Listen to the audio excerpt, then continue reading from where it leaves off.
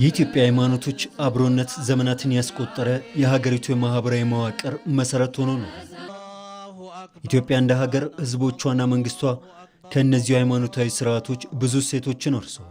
ለክርስትናም ሆነ ለእስልምና ቀደምት መዳረሻ የሆነች ኢትዮጵያ የአብሮነትና የመቻቻል ታሪክንም ተላብሳ ኖራለች። ብሔራዊ አንድነትንም ሆነ ማህበራዊ ትስስርን ለማጠናከር የሃይማኖቶች አብሮ የመኖር ውጤት በጉልህ ይነሳል። ታዲያ እነዚህ እምነቶች አጽዋማት በዚሁ በያዝነው ሳምንት ውስጥ አንድ ላይ መግባታቸውም ለኢትዮጵያውያን ልዩ አንድምታን የሚሰጥ ነው። አብሮነትን መገለጫቸው ያደረጉት እምነቶች ይበልጡኑ ጎልቶ የሚታይበት ወቅት ነው።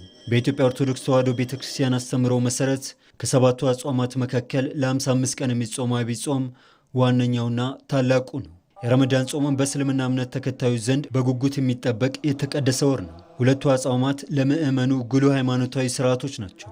ራስን መግዛት፣ ትዕግስትና መንፈሳዊ እድገትን ያጎላሉ።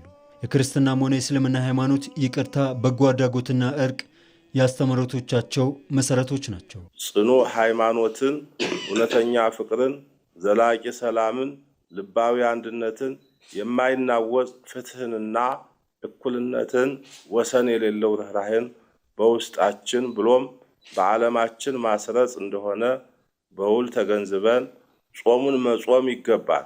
ስንጾምኛ አይናችን ጾም ናት፣ አፍንጫችን ጾም ነው፣ ጆሮአችን ጾም ነው፣ እጅ እግራችን ጾም ነው፣ ሁለመናችንም ከሐራም ጾም ነው ማለት ነው።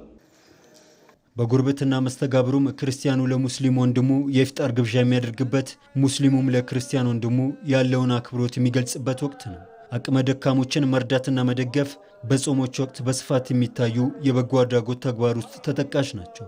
እንዲህ ያለው ሴት የማህበራዊ ኃላፊነት መንፈስን የሚፈጠር ነው። አቅም ለሌላቸው ወገኖች እጅ መዘርጋትም ተጠናክሮ መቀጠል ያለበት የሃይማኖቶችም መልእክት ነው። ከልብ በመጸለይ እንደዚሁም የተራቡትን በማጉረስ፣ የታረዙትን በማልበስ፣ የተጠሙትን በማጠጣት፣ የተጣሉትን በማስታረቅ፣ ፍትህ ለተነፈጉትም እውነተኛ ፍትህን በመስጠት መዋዕለ ጾም እንድንጾመው በእግዚአብሔር ስም አባታዊ መልእክታችንን እናስተላልፋለን። ጎረቤቶቻችን እያስታወስን፣ አቅመ ደካማዎችን እያስታወስን፣ ማፍጠሪያ የሌለውን አካል ሁሉ እያስታወስን፣ በተለይ ከቤት ንብረታቸው የተፈናቀሉትን በየአሉበት እያስታወስን ከነሱ ጋራ እንድንጾም በዚህ አጋጣሚ አደራ ለማለት ወዳለሁ። የክርስትናና የእስልምና ሃይማኖት ተከታዮች የጾም ወቅቶች ሃይማኖታዊ ስርዓቶች ብቻ ሳይሆኑ ለሀገር አንድነት፣ ሰላም፣ ኢኮኖሚያዊ እድገትና ስነ ምግባራዊ አስተዳደር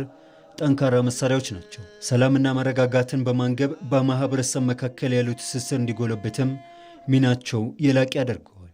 ኢትዮጵያ እንደ ሀገር እነዚህ ወቅቶች ማህበራዊ ስምምነትን ለማጎልበት፣ ግጭቶችን ለመቀነስ፣ በጎ አድራጎትን ለማበረታታትና ጠንካራ ሀገርን ለመገንባት ተጨማሪ አቅም የሚሆኑ ናቸው።